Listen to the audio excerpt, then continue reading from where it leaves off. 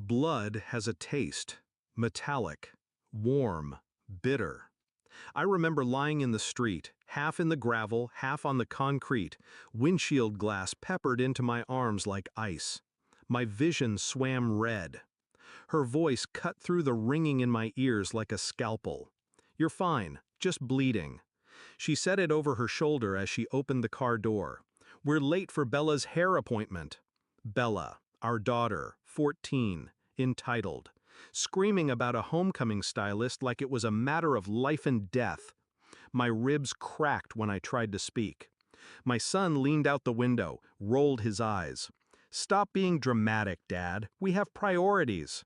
Then they drove off, and I watched the taillights fade with my blood pooling around my hands. At first, I blamed the shock. They'd come back, I told myself. They just needed a second, a breather. But 10 minutes passed, then 15. A stranger stopped, not my family. A stranger called 911, not my wife. At the hospital, I stared at my phone. Not one message, not one missed call. Just a group selfie of them in the salon mirror, all smiles, captioned, "Glam Squad vibes, nag." Something inside me turned.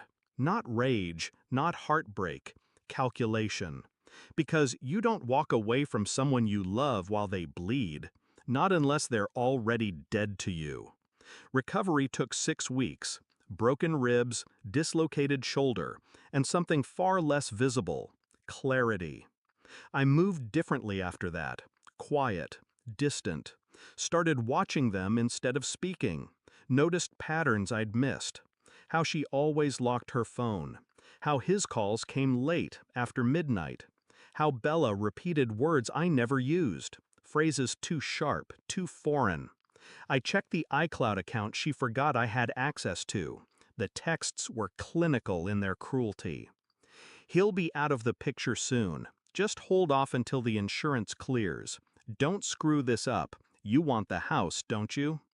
It wasn't just betrayal, it was strategy. My accident wasn't an accident, and I was never part of the plan. I hired a digital forensics expert, had him recover deleted messages, GPS logs, bank records.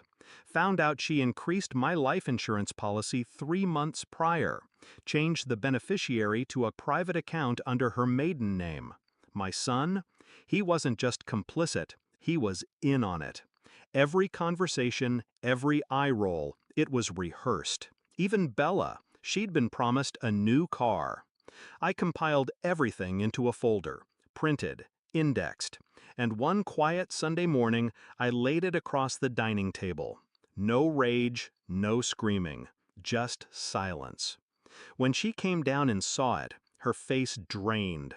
She reached for the pages with trembling hands.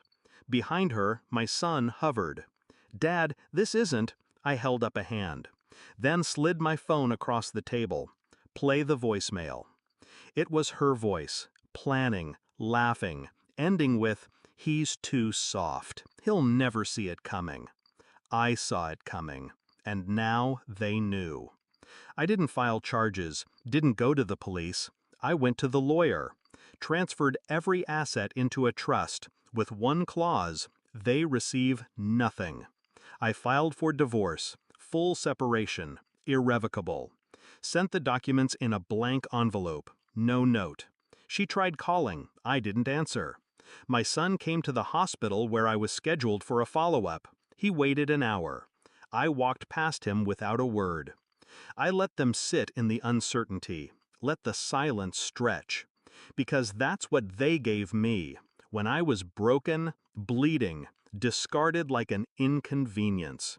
Now it was their turn to bleed. Not from wounds, from absence. People think betrayal feels like fire. It doesn't. It feels like ice, spreading slow, killing everything warm inside you. I didn't need revenge to feel better. I needed the truth exposed. And now that it was, I didn't need them. They made their choice, so I made mine. Final line: the day they left me bleeding was the day I finally healed.